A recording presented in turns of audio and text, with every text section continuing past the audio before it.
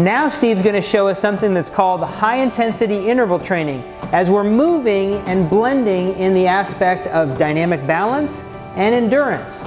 Okay, Steve, let's take it up to 1.6. This is a pretty easy speed for Steve to do on the treadmill now.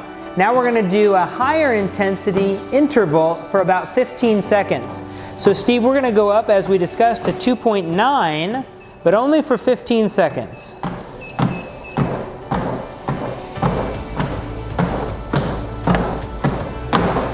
Now we're going to slow Steve back down to a comfortable speed at 1.6 for about 3 times that length, or for about 45 seconds. With high intensity interval training, you are doing exactly what's described. Higher intensity segments, small intervals, and you're going back and forth between an off or an easy cycle and a hard cycle, but you're never completely stopping. Steve, let's go back up to 2.9 again now, and we'll do that for 15 seconds.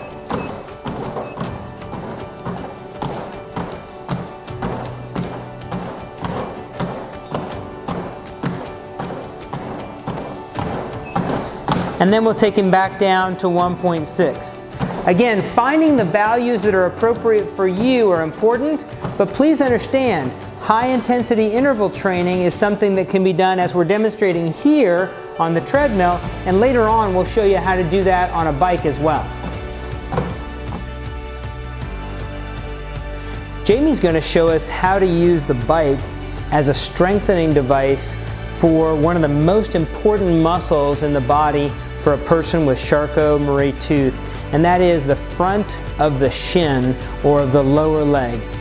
Anatomically, we call that the tibialis anterior, and she's going to use that to lift her ankle up. Okay, so you'll notice she's going to pedal the bike backward now, and she's doing this with a bike that either has a cage, which holds your foot to the pedal, or even ideally something where you're wearing a shoe that clips into the pedal. Notice the emphasis where Jamie's pulling her foot up when the pedal is at the bottom portion of the stroke. Just like that. Jamie's going to show us 2 other attributes of endurance now that can be applied on the bike. I want to make very clear that we're using this concept of high intensity interval training on the bike just like we did with Steve on the treadmill.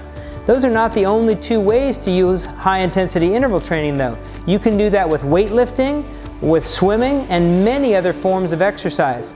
Okay, now Jamie's going to go ahead and pedal briskly for about 15 seconds in a row.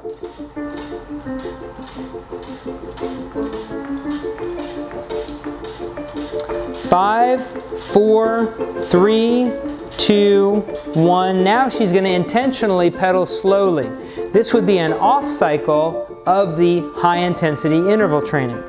That's one other application. Remember, Steve did that on the treadmill. You can do that in swimming or with weights, as I've said.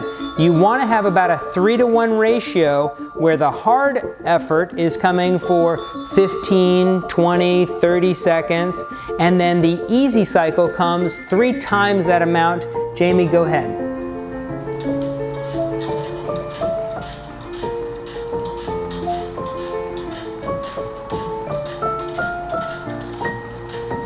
Five, 4, 3, 2, 1.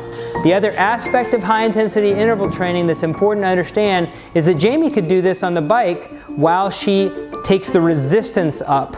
So the high intensity could be in terms of resistance or in pedal speed.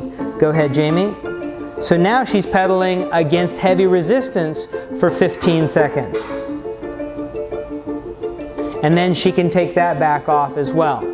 The third application for this is that Jamie could actually be doing standing and climbing on the bike for 15 seconds as well. She'll do that as the final expression of what we can do on the bike for endurance training. Then in the off cycle, she would sit back down at a lower resistance. Great job, Jamie.